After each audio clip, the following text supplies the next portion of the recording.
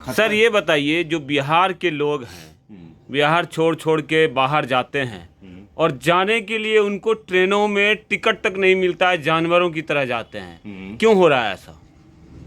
सदियों से देखा गया है कि बिहार में आज तक जितने सारे मुख्यमंत्री बने हैं उन्होंने कभी भी क्षेत्र की, राज्य की राजनीति से उनको कोई सरोकार नहीं रहा है। उनकी खुद की राजनीति से सरोकार है। उनके बाल बच्चों को खिलाना पिलाना, उनको बाल बच्चों को आगे बढ़ाना है, उनके बाल बच्चों के लिए ही उन्होंने काम किया है। कभी भी लालू जी ने किसी यादव के लिए काम नहीं किया है। अगर लालू जी ने यादव के लिए काम किया होता, कोई यादव MSc PhD वाला यादव उसको मुख्यमंत्री बनाता, कि न कि नवी फेल अपने तेजस्वी यादव को मुख्यमंत्री बनाता। लोग तो कहते हैं, उनके समर्थक, कि जो है हमारे नेता को चारा चोर कहते हैं, जबकि हमारे नेता ने चारा चोरी नहीं किया। ऊंची जातियों का जो है उन्होंने वर्चस्व खत्म किया। तो क्या लग रहा है वो चोर नहीं है? बेकार में उनको जातियों का वर्चस्व खत्म करने के नाम पर वो सत्ता पर आए।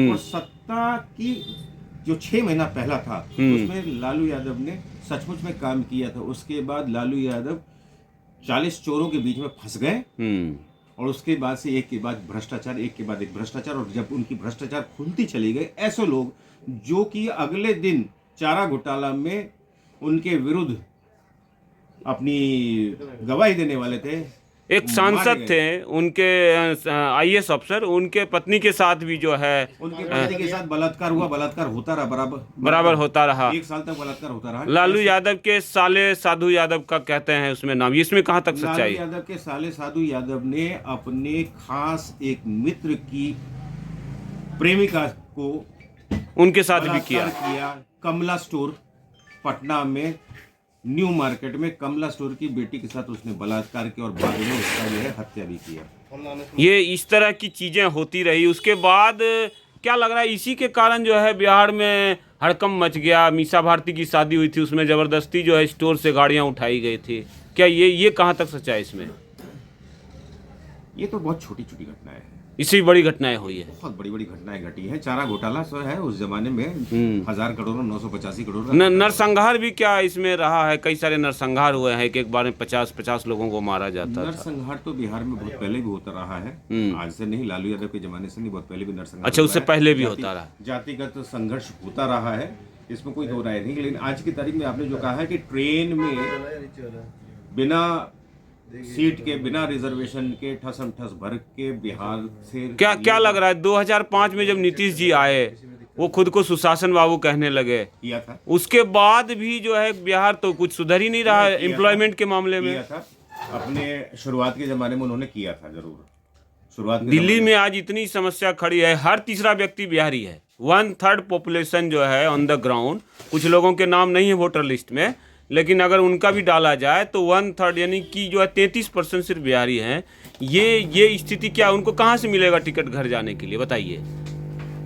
बिहार, यहाँ के लोकल लोगों को भी समस्या होगी इससे। बिहारियों की अगर जनगणना किया जाए पूरे देश में, तो बिहारियों की जनसंख्या पूरे देश में सबसे ज्यादा है।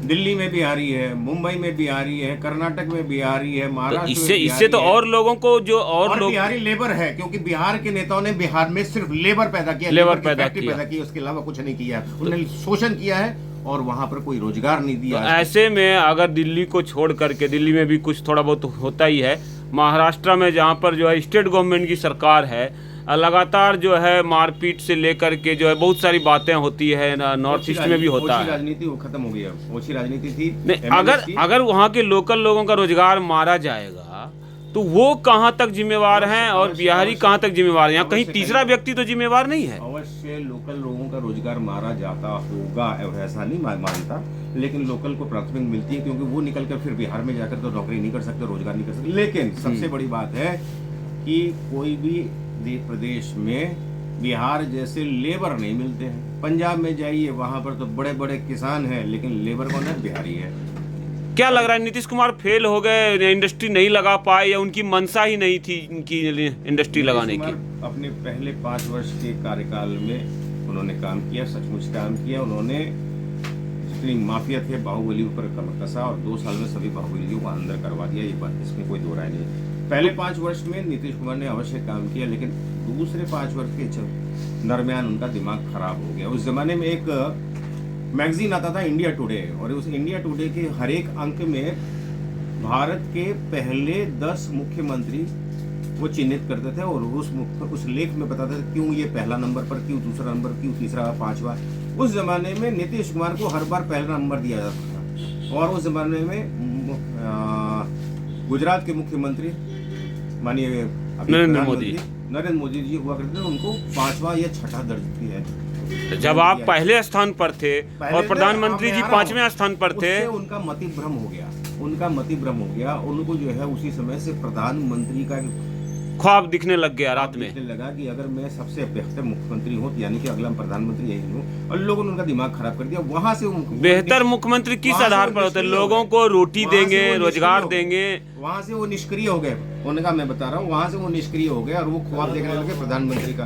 2011 आते आते जब पूरे देश को भारतीय जनता पार्टी ने अपने प्रधानमंत्री घोषणा कर दिया, 2011 से लेकर 13 के अंदर मोदी जी को प्रोजेक्ट करते करते, नीतीश जी उसी समय से उन्होंने वो छोड़कर, एनडीए छोड़कर जो है लालू यादव का दामन था। नहीं, ये आपने सही बात कही कि जो है उनको ख्वाब आने लग गया, और उस ख्वाब के कारण जो विधानसभा में औरतों के बारे में भी गंदी बातें करते हैं। लेकिन बात ये है, विधानसभा में जो गंदी बातें भी किया था, उसमें मैं तो यही समझता हूँ कि एक समय आता है हर आदमी के उम्र में जब उनका मति भ्रम हो जाता है, उनका दिमाग काम करना बंद हो जाता है। जो उन्होंने बात की थी ना, तो नीतीश, यानी आपका कहना उनको इलाज की जरूरत है। अवश्य।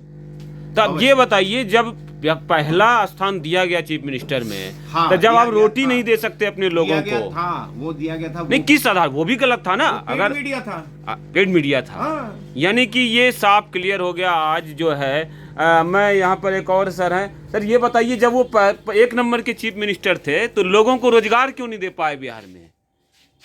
इसका मतलब गलत उनको बढ़ावा दिया गया, वो इस लायक नहीं थे।